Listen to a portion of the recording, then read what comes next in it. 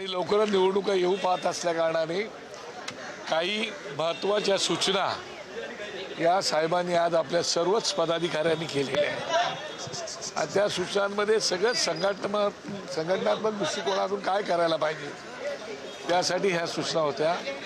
त्यासाठी गटाध्यक्षांसाठी सूचना होत्या, BLA नेमण्याबाबत सूचना होत्या, सोबतच विभागाध्यक्ष, शाखाध्यक्ष, उपविभागाध्यक्ष, महिला पुरुष यांना काही त्यांनी सूचना केलेल्या आहेत जेणेकरून येणारी निवडणूक आपण उत्तम तयारीनिशी सामोरी जाऊ अशा प्रकारच्या सगळ्या सूचना होत्या आणि त्या सूचना त्यांनी अत्यंत त्याला काय बोलतात कार्यकर्त्यांना हसत खेळत केलेल्या आहेत आणि कार्यकर्त्यांनी सुद्धा त्यांनी सांगितलं हात वर करून तुम्हाला या सूचना मान्य करायची की नाही तेही सांगा।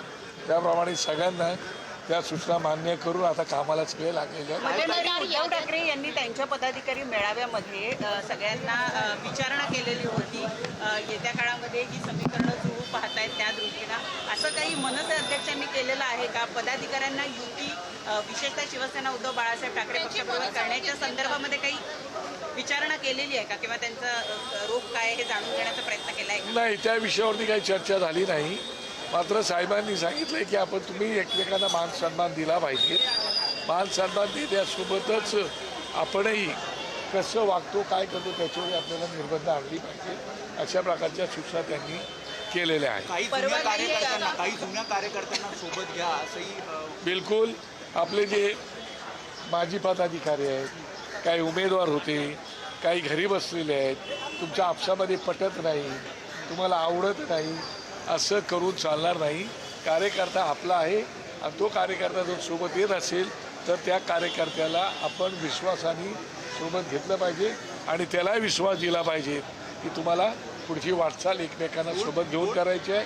शिवाय जी रिझर्वेशन्स येणार आहेत आरक्षण त्या बाबतीमध्ये सुद्धा महिला आरक्षण असो की आणखी कुठलं आरक्षण असो त्या बाबतीतही त्यांनी सूचना केलेल्या आहेत। परवा पनवेलला झालाय त्या दृष्टीने येत्या कालावधीमध्ये कार्यकर्त्यांनी कसं वागावं याबद्दल काही सांगितलं? मला असं वाटतं की जिथे अन्याय असतो तिथे या गोष्टी घडत असतात, पण तुम्ही जर आरेला कार्य केलं नाही तर काय होणार नाही। तुम्ही आरे बोलत तर कार्य होतं, त्याच्यामुळे तशा प्रकारच्या त्याच्याही काही सूचना आज केलेल्या आहेत। 20 वर्षानंतर जर दोन भाऊ एकत्र येतात तर आपसात आपण भांडण केलं नाही पाहिजे असंही राज ठाकरे म्हणाले। मला असं वाटतं की राज ठाकरे साहेबांनी आपल्या भावना त्या ठिकाणी बोलून दाखवलेल्या आहेत आणि त्या भावना तुमच्यापर्यंत आमच्या अगोदरच पोचलेल्या असल्या कारणाने तुम्ही त्या विषयावरती जे काही बोलले त्या बाबतीमध्ये तशा प्रकारच्या सूचना दिलेल्या आहेत। मतदार याद्यांच्या संबंधी त्यांनी सूचना केलेल्या आहेत की जे दुबार मतदार होतात तेही महत्त्वाचं आहे। काही मतदार असतात नसतात, काही लोक इथं मतदान करतात, काही लोक इतर राज्यामध्ये जाऊन मतदान करतात, तर त्याच्यावरती लक्ष ठेवून आपल्याला जातीनिशी लक्ष करायला पाहिजेत आणि म्हणूनच आपल्याला BLA हे तेवढेच सक्षम केले पाहिजेत आणि जे काही गटाध्यक्ष त्या गटाध्यक्षांनी आपल्याला एकाच एक आता गटाध्यक्ष केलं। ठीक आहे कोणाचं महानगर हे ABP कोण दादा हिंदी मला सुरेश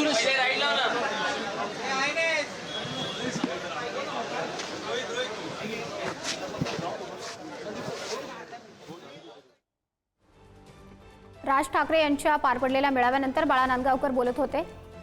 तर मराठीचा मुद्दा हा घरोघरी पोहोचवा, मतभेद विसरा, निवडणुकीच्या कामाला लागा, राज ठाकरेंनी अशा सूचना दिल्याचं बाळा नांदगावकर म्हणाले।